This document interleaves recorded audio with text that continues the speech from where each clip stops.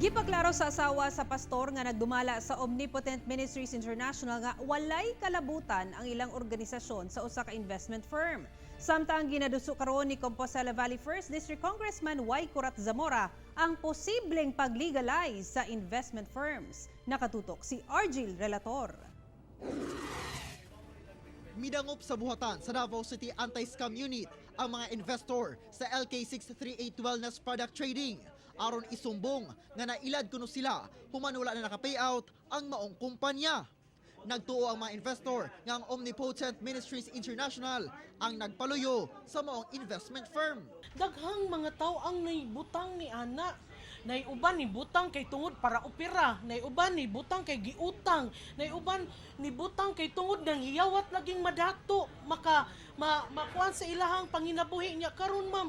Kung tagaan lang miging anag, hatagan lang mi kanusa lagi. Nagbuhat sila LK, which is nala sila pwede business permit. Una siya, nahitabo nga... Kasi saada na siya, kapilay balik? Size man daw.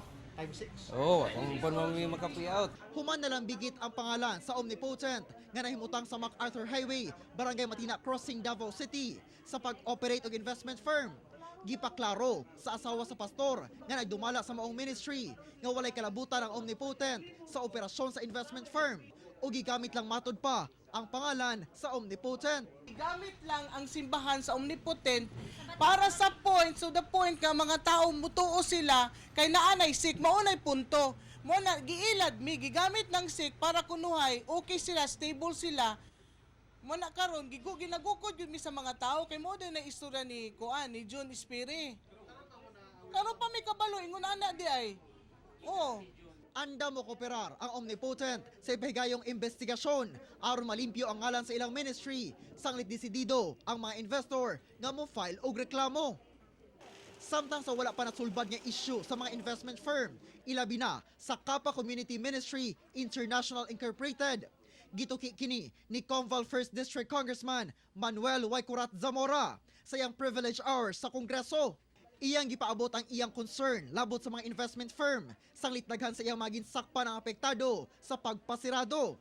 Ilabi na nga kwartang inipon o gihaguan ang gibubo sa mga investor nga wala na nakabawi.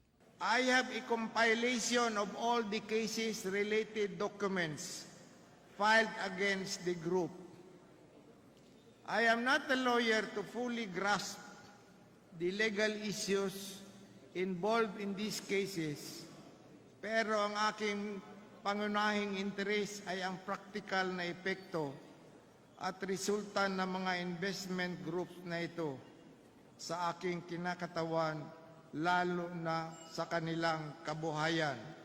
Tungod minilyon niya sa lapi ang involved, gibutyag ni Zamora nga ang Kappa kuno ang nagpondo sa pipila ka mga nidagang politiko sa nakalabay eleksyon. Sa unang session pa lang sa Kongreso, doon na nag-file nga resolution si Zamora, labot ni ini. Usa sa tumong sa maong lakang, nga i-assist ang sama investment firms aron makakomply sa regulasyon sa gobyerno ug mahimong legal ang ilang operasyon. Na umano'y limpak-limpak na salapi mula sa Kappa ang ginamit upang isulong sa kandidatura ng ibang mga politiko. Kasama na ang aming nasasakop na lugar. Ako si Argil Relator para sa Mindanao.